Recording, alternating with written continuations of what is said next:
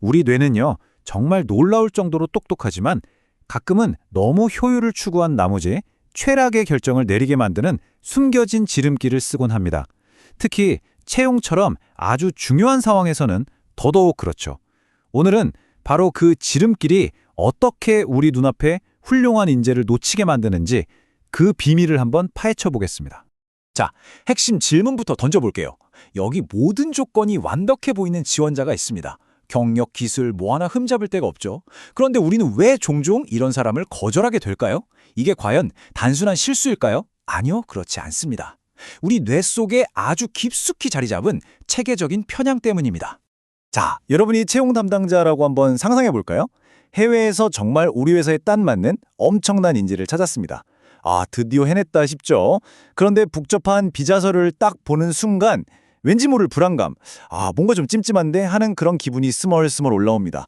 바로 이 순간 보이지 않는 힘이 여러분의 결정을 흔들기 시작하는 겁니다. 이 미스터리를 풀 열쇠는요, 의외의 곳에 있습니다. 바로 경제학이에요. 벌써부터 머리 아프자고요? 걱정 마세요. 복잡한 그래프 같은 건 전혀 없고요. 대신 인간이 실제로 어떻게 선택하는지를 들여다보는 아주 흥미로운 관점을 만나게 될 겁니다. 자, 이 표를 한번 보세요. 왼쪽의 전통 경제학은 우리 인간을 항상 이성적으로 냉철하게 계산하는 일종의 로봇, 호모 에코노미쿠스로 봤어요. 하지만 행동 경제학은 딱 잘라 말하죠. 아니, 사람은 감정적이고 종종 말도 안 되는 지름길로 결정을 내려 라고요. 우리가 겪는 채용의 미스테리는 바로 이 행동 경제학의 눈으로 봐야 제대로 풀립니다. 자, 이제 우리 사건의 주범들을 소개할 시간입니다. 이 범인들은 사실 우리 뇌가 이 복잡한 세상을 좀 더 쉽게 살아가기 위해 만들어낸 정신적 지름길, 바로 인지 편향이라는 것들인데요. 이 똑똑한 지름길들이 어떻게 채용 과정에서는 우리를 잘못된 길로 이끄는지 하나씩 만나보시죠. 첫 번째 주범은 앵커링 효과입니다. 이름이 좀 어렵나요? 이거 아주 간단해요. 배가 항구에 닻을 내리면 그 주변을 벗어나지 못하잖아요. 우리 뇌도 똑같습니다. 처음 들은 정보에 딱 갇혀버리는 거죠. 그 정보가 지금은 아무 쓸모가 없더라도 말이에요. 채용할 때 정말 흔하게 하는 실수죠. 우리 이전 직원은 연봉이 이 정도였으니까 바로 이 생각이 닻이 되는 겁니다. 지금 시작해서 이 사람의 가치가 얼마나 되는지는 생각도 못하고 그 낡은 기준에 우리 스스로를 묶어두는 거죠. 결국 어떻게 될까요? 당연히 그 좋은 인재 다른 회사에 뺏기는 겁니다. 이건 그냥 인재 한 명 놓치는 걸 넘어서 회사의 성장 가능성 자체를 과거에 정박시켜버리는 족쇄가 되는 거예요. 두 번째는 아주 고집불통인 녀석입니다. 바로 확증 편향. 이건 뭐냐면요. 보고 싶은 것만 보고 믿고 싶은 것만 믿으려는 우리 마음이에요. 내 생각이 틀렸다는 증거가 눈앞에 있어도 애써 무시하는 거죠. 예를 들어서 내가 특정 국적의 사람에 대해 안 좋은 경험이 있었다고 한번 생각해 보세요. 이 편향이 작동하면요. 다음에 같은 국적의 지원자를 만났을 때 그 사람의 뛰어난 능력, 장점은 잘 안 보이고요. 아주 사소한 단점만 찾아서 거봐, 내 생각에 맞았어. 이렇게 결론을 내려버립니다. 다양성이 주는 엄청난 혁신의 기회를 스스로 걷어차버리는 정말 위험한 편향이죠. 세 번째는 후광 효과입니다. 이름 그대로예요. 뭔가 하나가 반짝반짝 빛나면 그 사람 전체가 다 좋아 보이는 거죠. 지원자의 엄청난 장점 하나가 마치 후광처럼 비쳐서 다른 중요한 부분들을 제대로 보지 못하게 만드는 일종의 눈가리개 같은 겁니다. 바로 이런 경우죠. 지원자가 한국말을 너무 유창하게 하는 거예요.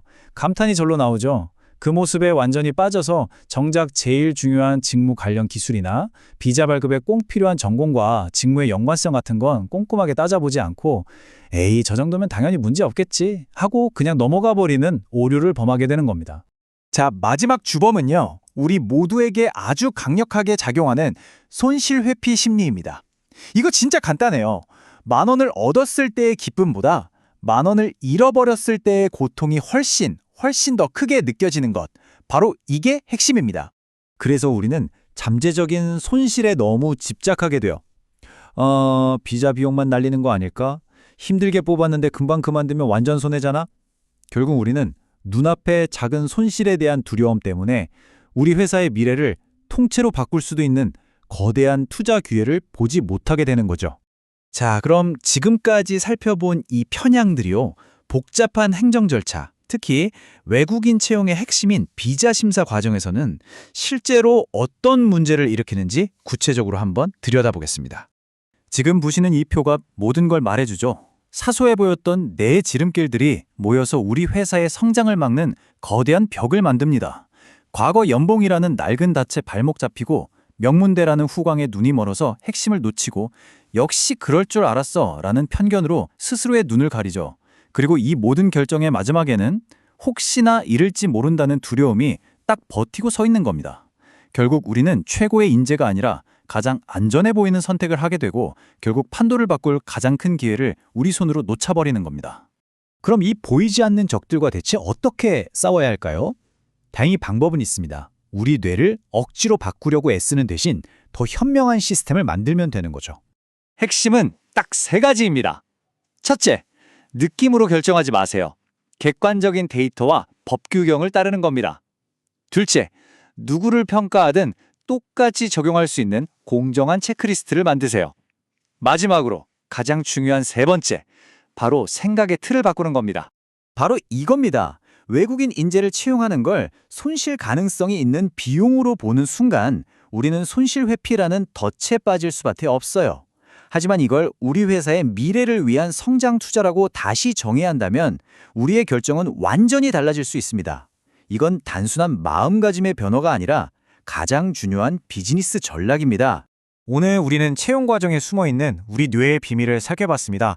하지만 마지막으로 이 질문을 던져보고 싶네요. 이 강력하고 보이지 않는 힘들이 정말 채용에만 영향을 미칠까요? 어쩌면 우리가 매일 내리는 모든 중요한 결정 뒤에 바로 이 편향들이 숨어서 우리의 선택을 조종하고 있는 건 아닐까요? 우리 모두 한 번쯤 깊이 생각해볼 문제입니다.